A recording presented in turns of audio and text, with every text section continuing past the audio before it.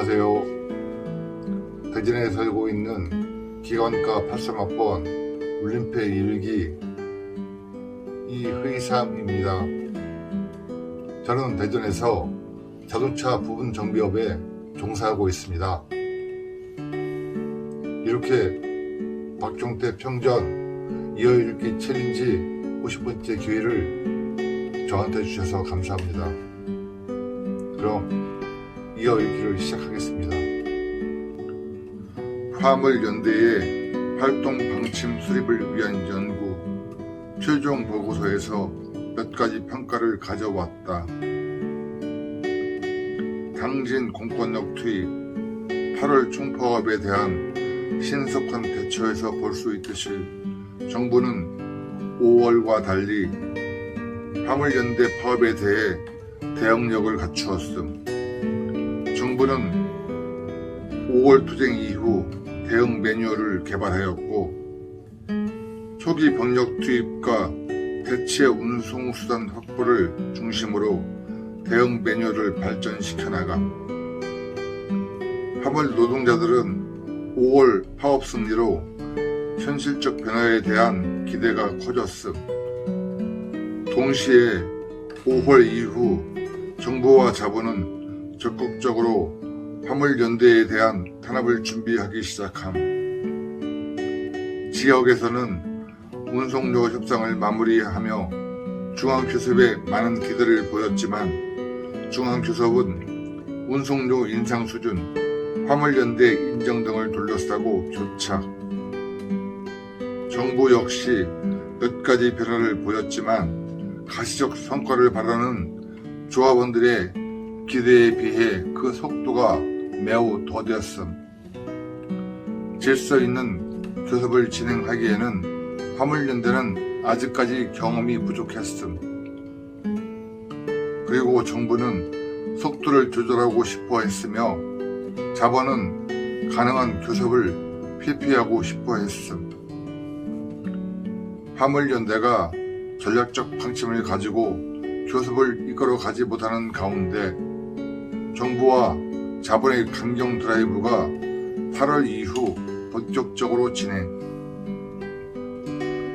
중앙교섭에서는 PCT 업체 운송사들이 버티기 시작했으며 화주 중 한보철강이 화물연대 탄압에 앞장섬. 정부는 당진 공권력 투입. 이러한 가운데 화물연대는 중앙교섭 일괄 타결 방침에 따라 전체 중앙교섭 결렬선언, 철강과 군산 지역의 승리를 모델로 한 집단 교섭 혹은 패턴 교섭 등을 전국적으로 확산시키지 못함. 기도부에서는 현실과 기대의 간격을 좁혀나가기 위한 적극적 계획을 가지지 못한 채 기존 교섭 구조 대부분을 상실.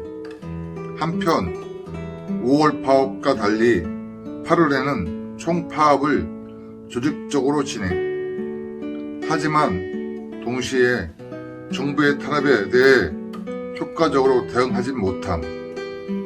정부의 파업 사령에 대한 유가 보조금 중단 방침, 간부 검거, 계약 해지, 손해 청구 등 전면적 탄압과 개별 등록제 조기 시행, 화물 정보 공개 등의 유화책, 언론의 전면적 공세에 밀림. 광주 지역 화물 노동자들은 다른 지역에 비해 8월 총파업으로 큰 타격을 받지 않았다. 크게 부딪힌 사업장이 없었기 때문이다.